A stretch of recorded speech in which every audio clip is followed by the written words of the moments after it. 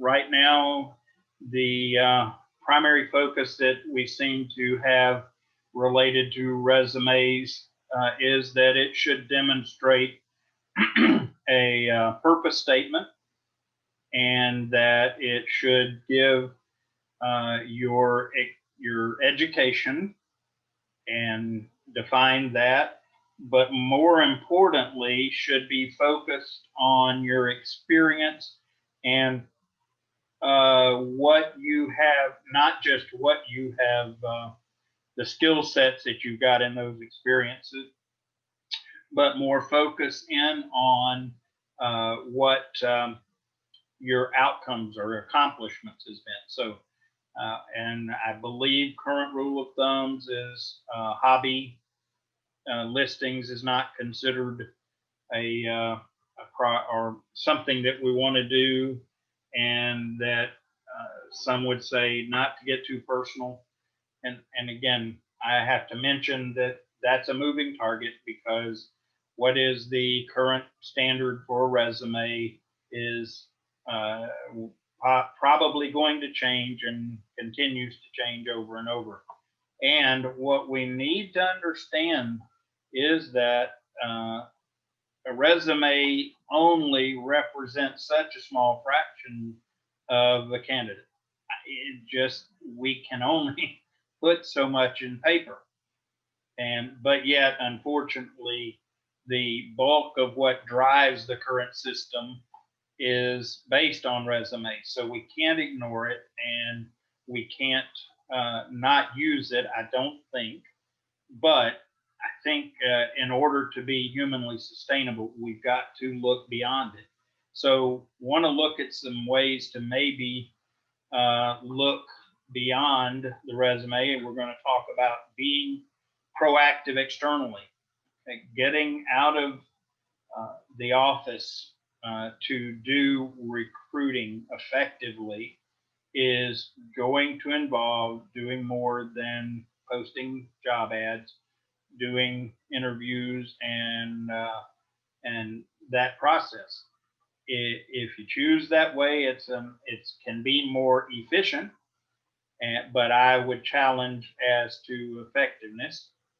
And then the other part of looking beyond the resume is when we're considering talent, do we need to consider in our own internal resources, our people that we currently have?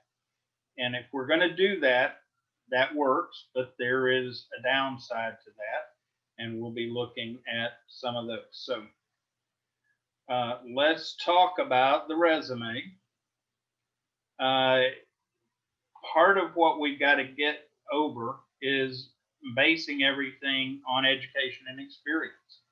As we've talked about in our panel, and as we are beginning to learn scientifically, someone, just because they have the right education and experience checkbox, may not be the candidate we need.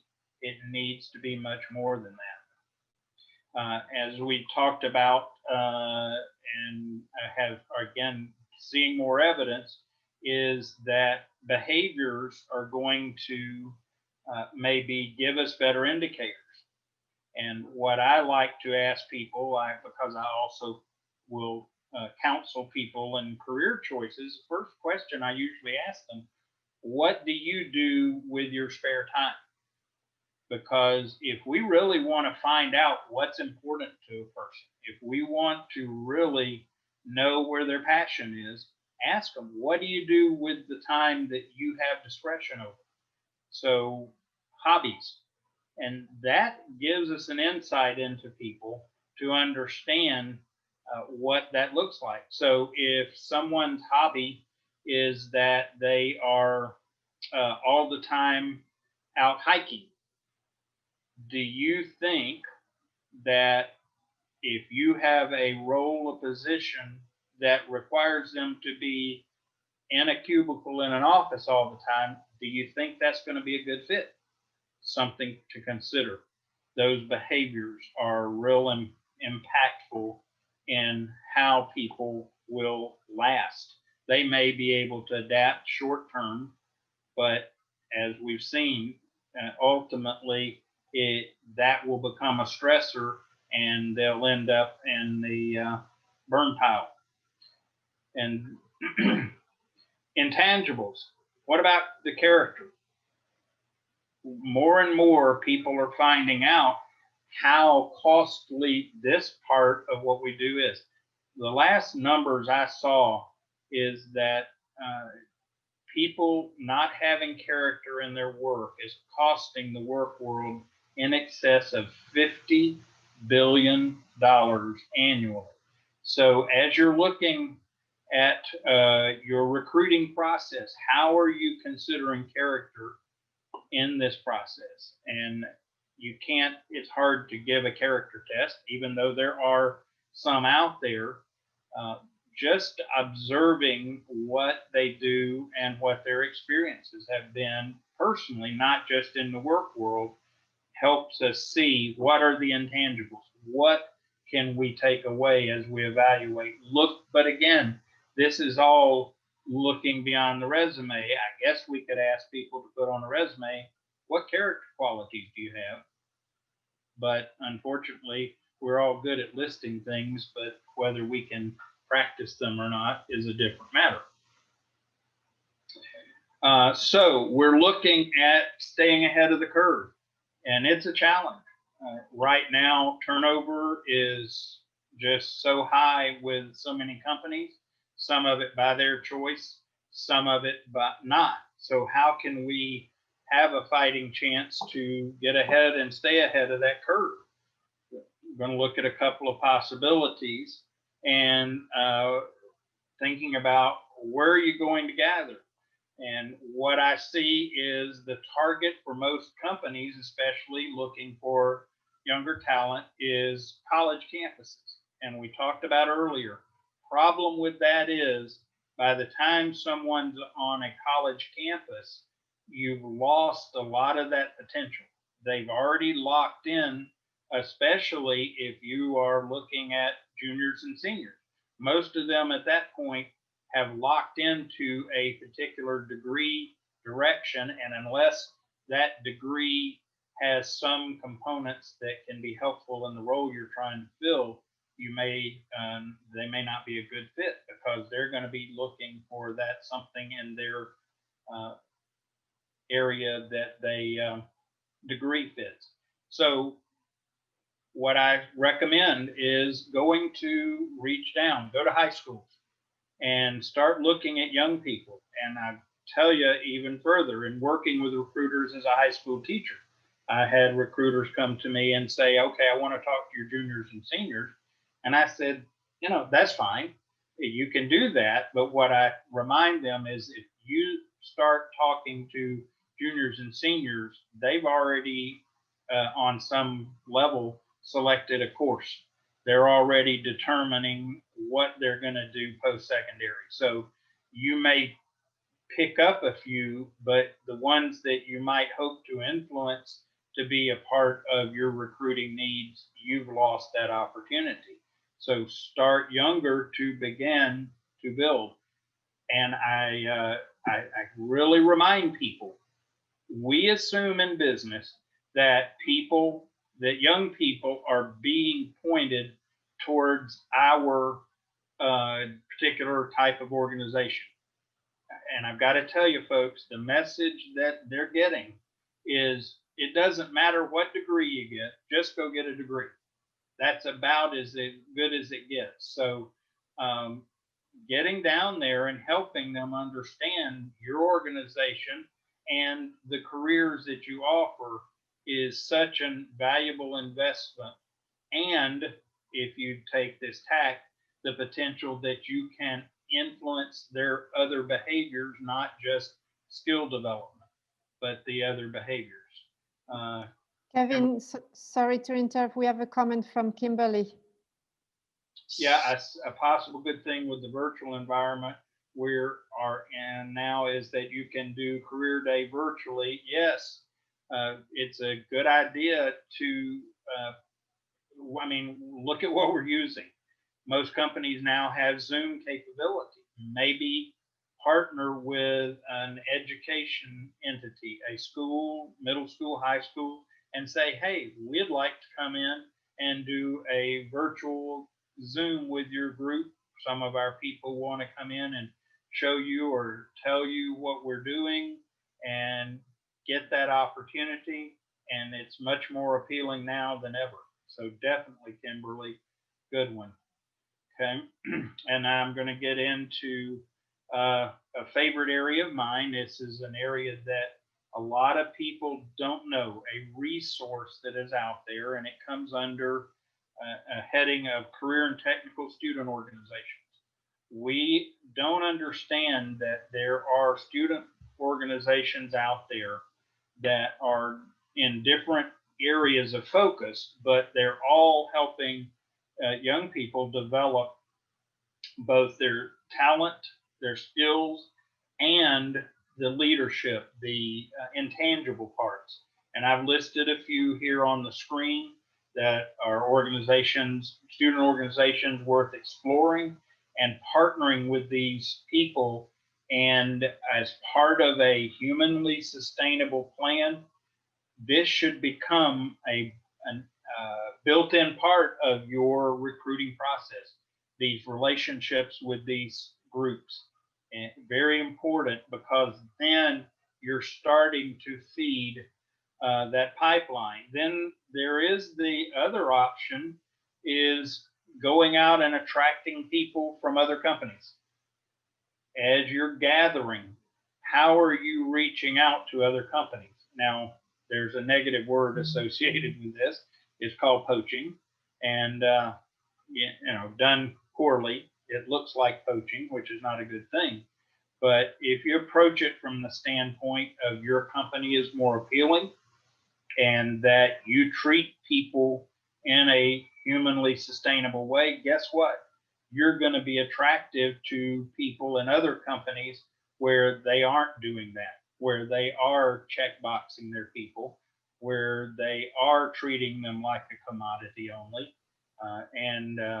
To use one of our favorite sayings, they're focused on managing people rather than leading people. So staying ahead of the curve means approaching your recruiting more gathering than hunting. And it involves thinking beyond what is the standard piece. The other part of this is looking at your own talent pool. Who is in the process within your organization? And how do they fit in the plan going forward? And especially in a larger organization, if you've got multiple teams, it may be that someone is on a team currently and you have an opening on another team, and it may be that that person has some of the intangibles that would transition well to this other team, and then they could be brought up to speed on the technical side very quickly. Obviously, it has to be considered in light of your bigger plan so that we don't get into the problem of, as the old saying goes, robbing Peter to pay Paul and creating our own problems. But it may be that you've got someone that's currently in a, for lack of a better way of putting, a lower level role that could be moved into a harder to find candidate wise role, put them in there, and then go look for the more easily or readily attainable candidate for that more entry level. I guess lower level is not putting it correctly, but entry level or whatever. So don't overlook what you have currently available in the process. And that means, as part of your recruiting, you should not only be looking at the front end entry, as we show the funnel in this picture on the left side, but points of entry along the way and how to keep this flowing throughout the total picture of where we need people. And so if you look at recruiting in a way that's more holistic rather than focusing on need of the moment, you've got a better chance of being able to fill your recruiting pipeline, if you will. One of the shifts that I suggest to companies is to be able to build your own talent. And building your own talent may be building within, and it may be building from without. For example, as we look at this total process, and part of what Anton's going to be hitting on day 3 is this development process. And this should be a view as part of your recruiting. Okay. I know that I'm going to need people here or there. How can I make this part of the development of each of the people I already have, and then backfill in the other ways in a more attainable fashion? But building your own talent internally is one thing, but building your talent externally.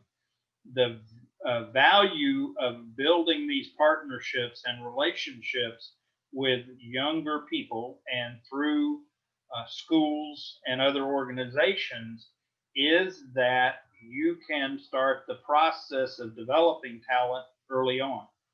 And some people say, well, I don't have the time or money to go out and do these things. Stop looking at expenses. Stop looking at it as a one direction. Yeah, it may cost some money to do this, but if you are building candidates in such a way that by the time you get them, that it takes less time to recruit them, and it takes less time to onboard them because they're already familiar with your organization, your company. And at that point, you've already begun to identify them and how you would look at them for future development. You saved money there so you're not just throwing money at a problem, you're investing with a longer term view. And if we're not doing recruiting in those terms, then then we're putting ourselves in a position to be shortchanged. So a holistic view of recruiting is very important. Consider whether you want to do hunting or gathering or both, which I suggest is have both, but my recommendation at this point in time for an environment is more on the gathering side, because then you will find a better pool of people and be able to do more qualifying than disqualifying, in my estimation. So holistic view of recruiting, it can't, and what we're trying to help you see over these 3 days is the beginning can't be without the end in mind. One of the things you've got to do as a company, and this is true not just about talent, but as a company, where am I going? What are we going to accomplish? That should drive everything I do from the beginning. Same way with recruiting in this process. So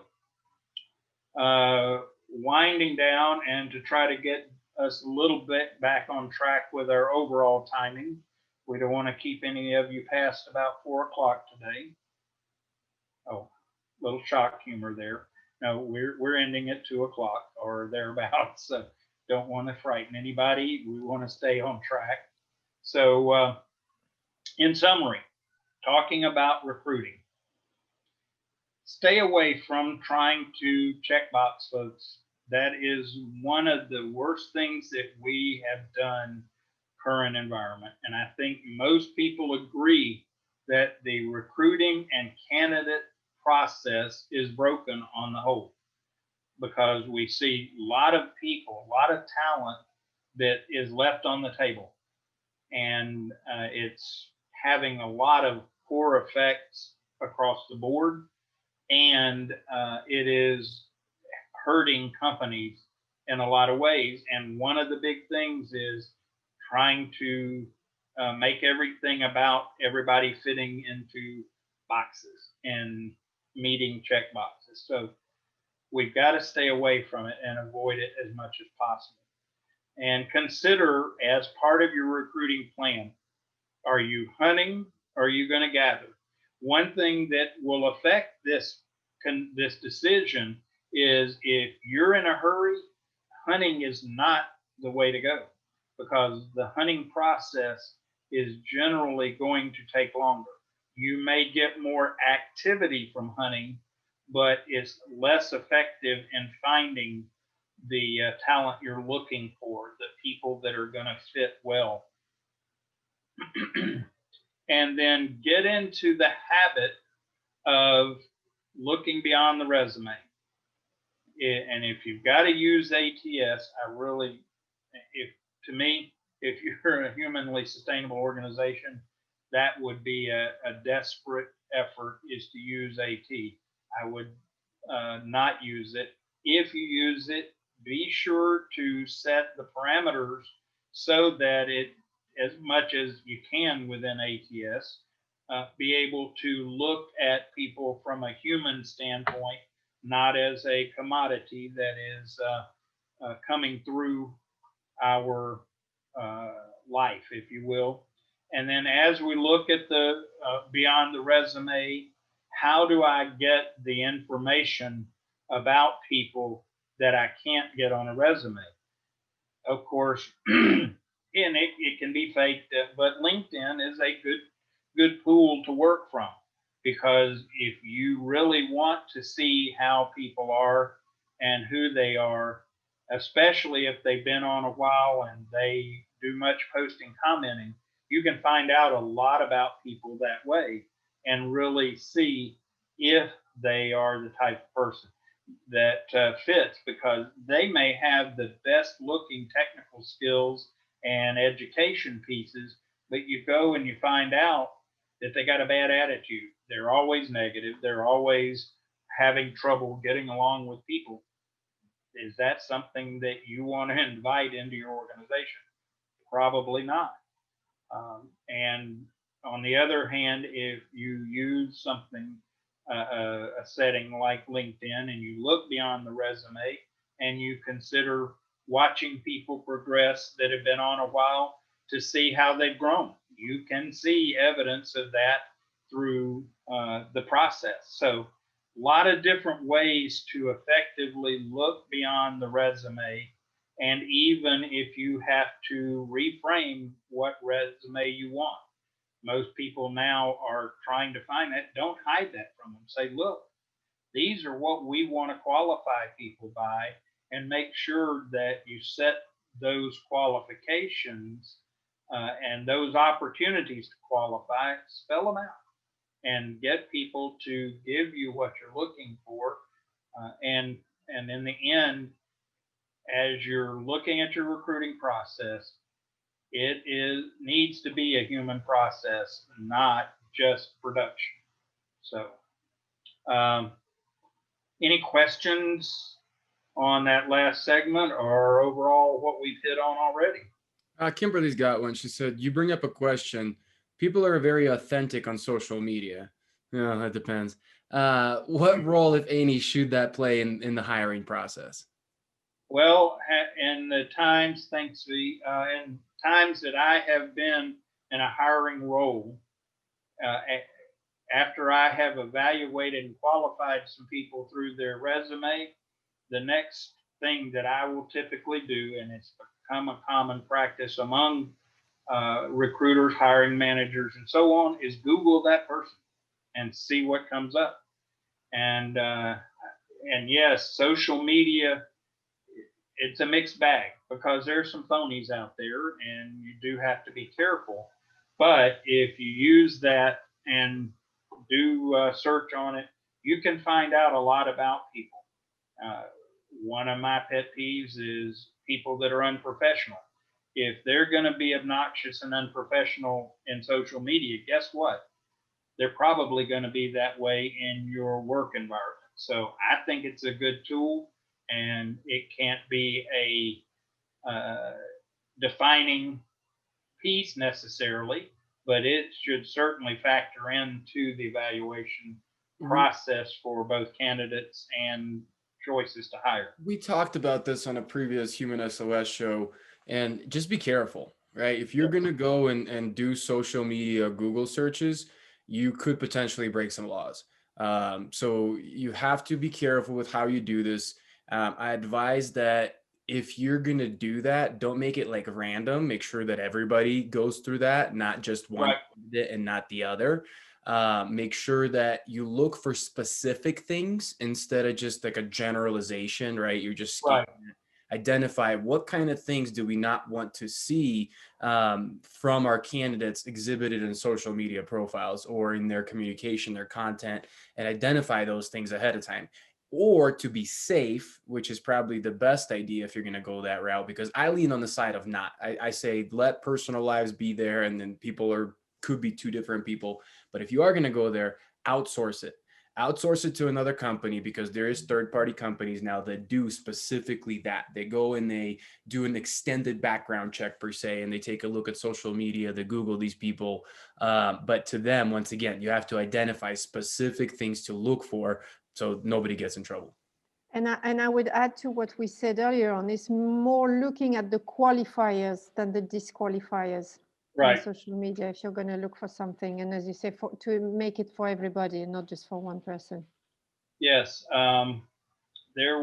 We had a discussion on one of our live shows specifically about, I know it was V that mentioned this.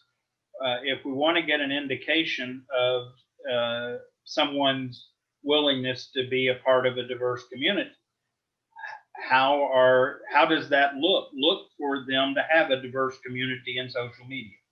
That helps us say, well, they're comfortable in that environment and they're okay with various people. So that's a qualifier rather than, well, they said something ugly about this. Don't go there. Stay on qualifiers. Okay. One last chance for any other questions in regards to add a point, to challenge everybody, right? And we talked about poaching, and it can be frowned upon. But I will say this: if a company is not treating their people right and they're working their people not in humanly sustainable ways, poach away as long as you're the company that does do the right thing.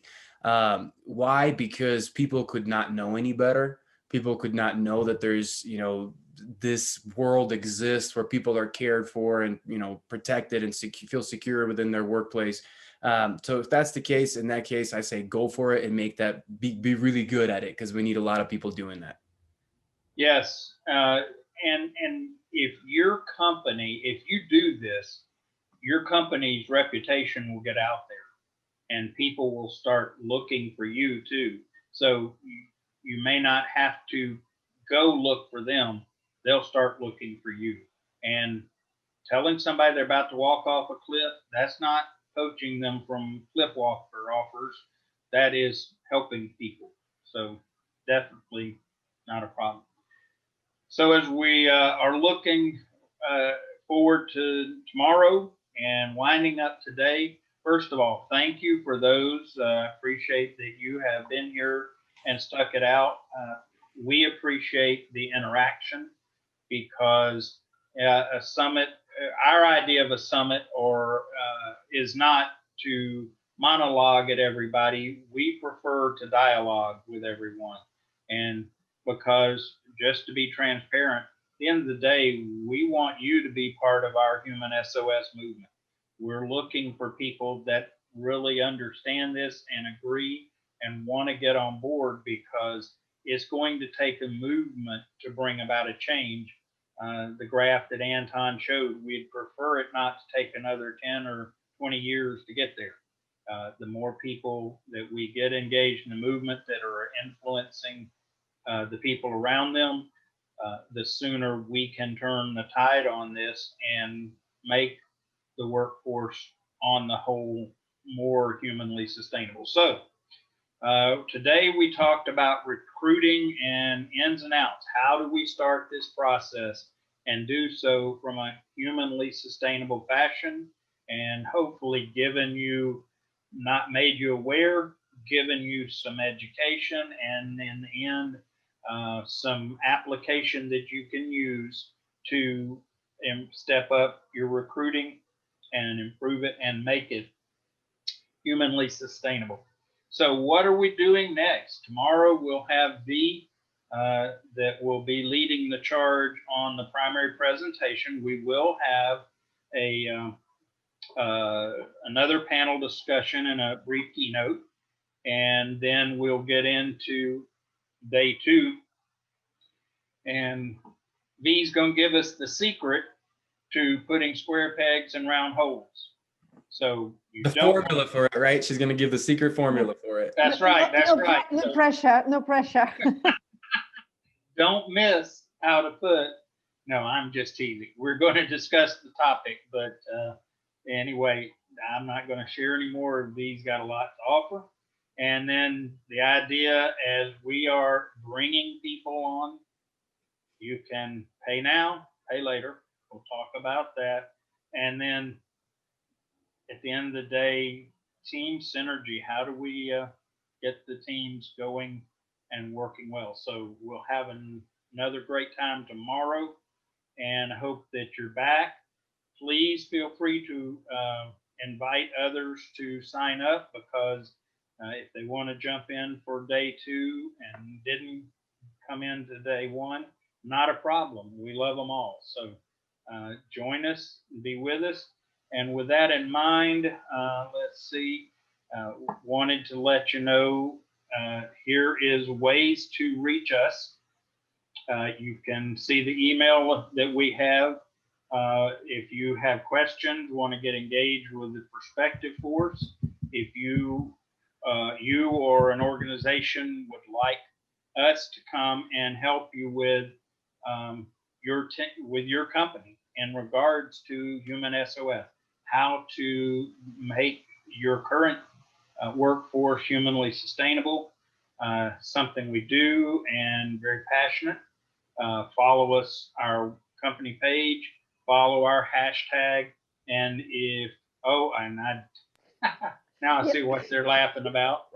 Guys, we're about efficiencies, and just to be authentic here, one of the efficiencies is we shared some of our PowerPoints, and as you will see, that the version I picked up has Virginia's profile. I have a profile on LinkedIn, and if you're interested, you can reach out to me, and I'll be glad to share that. And if not, go to Virginia's, and if you want to talk to me, I think she'll help you get in touch with me. And, absolutely. I promise, Kevin, I promise. And so what we really hope, 2 things, okay? Join the movement, and then if you know an organization or an individual that we can help, we want to really help them in being able to develop human sustainability in their organization. And so reach out to us. And guys, if this was valuable to you, please just share with folks for the next 2 days. If you think there's somebody who could benefit from learning how to onboard better and somebody to learn how to develop people better, which the answer to that is everybody, share the link. We'll add them in. We'll get them in this summit, just so we can get more eyes on this information. Yes. And again, thank you. It's a lot to give up your time. I hope that our first day, you've already found some value, and that your time wasn't an expense for you, but rather it's been an investment, and you've already started getting return on that investment. I can assure you, as we go on, that you will continue to get more return, because Anton and V will do an amazing job and offer so much value.